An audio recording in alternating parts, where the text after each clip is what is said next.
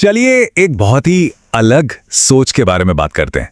सोच ये है कि सच में अमीर बनने के लिए अमीर दिखना जरूरी नहीं, बल्कि उसका ठीक उल्टा दिखना जरूरी है।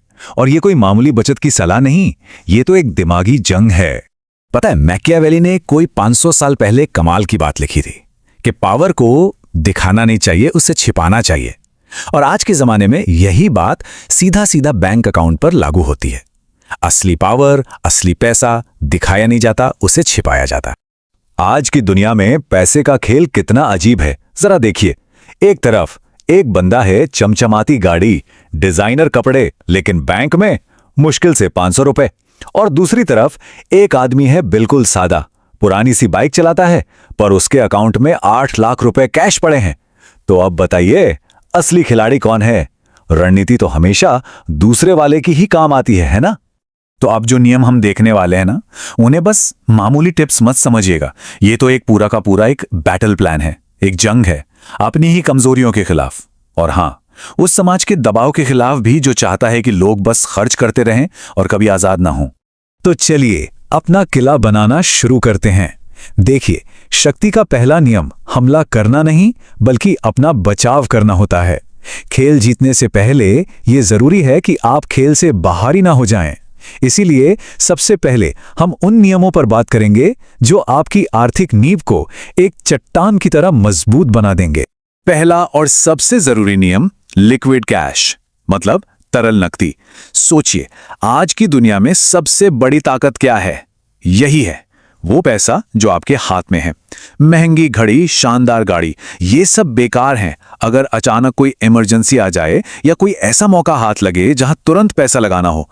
असली पावर स्टेटस सिंबल में नहीं, बल्कि उस कैश में है जिसे आप चुटकियों में इस्तेमाल कर सकते हैं।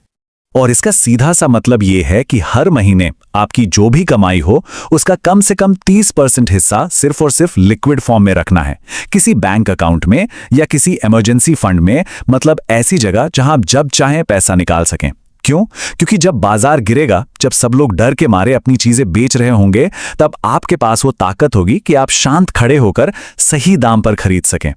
अच्छा, अब बात करते हैं एक ऐसे छिपे हुए दुश्मन की जो चुपचाप हमला करता है। मैं बात कर रहा हूं फाइनेंशियल लीचेस की। मतलब वो परजीवी खर्चे जो जोक की तरह चिपक जाते हैं और धीरे धीरे आपका पैसा चूसते रहते हैं। और मजे की बात यह है कि हमें पता तक नहीं चलता।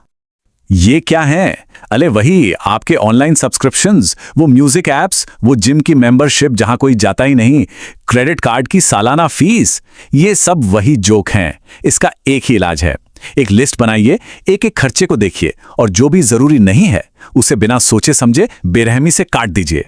अगली स्ट्रैटेजी है 99% की तरह देखो, लेकिन 1% की तरह सोचो। देखिए, जब कोई अमीर दिखता है ना, तो दुश्मन, कॉम्पिटिटर और यहां तक कि मांगने वाले भी सब आपकी तरफ खींचे चले आते हैं।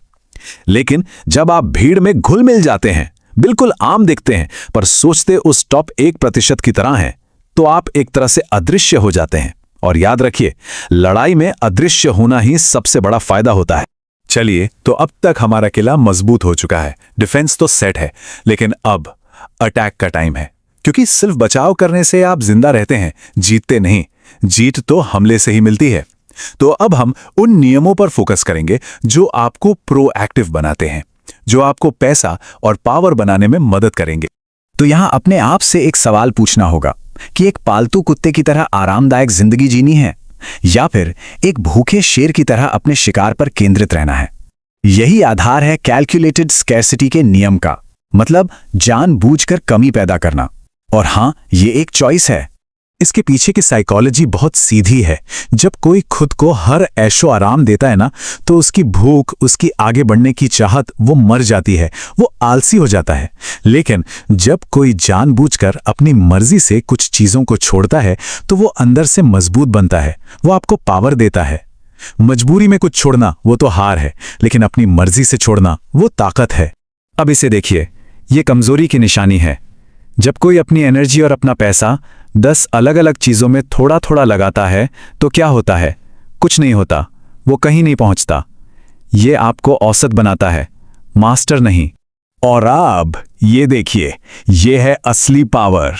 जब कोई अपना सारा पैसा, सारी एनर्जी, अपनी सारी ताकत सिर्फ एक चीज पर फोकस करता है, फिर चाहे वो कोई स्किल हो, कोई बिजनेस हो या कोई एक इन्वेस्टमेंट, तो नतीजा क्या होता है?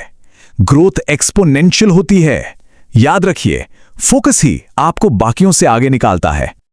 और यहीं से कॉन्सेप्ट आता है वेपनाइज्ड सेविंग्स का, मतलब अपनी बचत को एक हथियार की तरह इस्तेमाल करना। यह सिर्फ बुढ़ापे के लिए पैसा जोड़ना नहीं है, नहीं, ये आज के लिए, अभी के लिए एक बहुत बड़ा दिमागी हथियार है। जरा सोचिए, जब किसी के बैंक अकाउंट में एक अच्छा खासा अमाउंट पड़ा हो तो एक अलग ही लेवल का कॉन्फिडेंस आता है ना।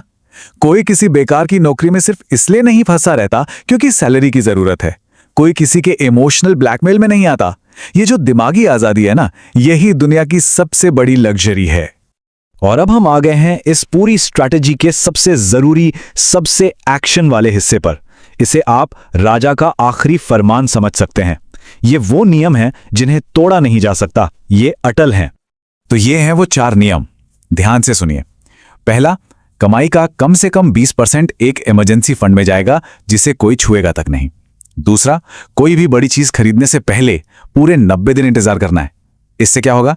वो जो एकदम से खरीदने का मन करता है ना, वो मर जाएगा। तीसरा, कुछ भी खर्च करने से पहले खुद से एक सवाल पूछना है, क्या इससे मेरा कैश बढ़ रहा है या घट रहा है? और चौथा और सबसे जरूरी, बाजार के गिरने का इंतजार करो और उस वक्त के लिए हमेशा कैश, मतलब ड्राई पाउडर, तैयार रखो। तो देखिए, आखिर में बात बस इतनी सी है कि सिर्फ जानना काफी नहीं होता। ज्ञान बिना एक्शन के बस एक एंटरटेनमेंट है, और एक्शन बिना ज्ञान के सिर्फ धक्का मुक्की है, स्ट्रगल है। लेकिन जब ज्ञान और एक्शन दोनों मिल जाते हैं, तभी जाकर बदलाव आता है। तो अब जब ये नियम सामने हैं, सवाल ये नहीं है कि क्या जानते हैं, सवाल ये है कि आज से, अभी से क्या बदलने वाला है। अब वक्त आ गया है अपनी आर्थिक किस्मत की लगाम अपने हाथों में लेने का।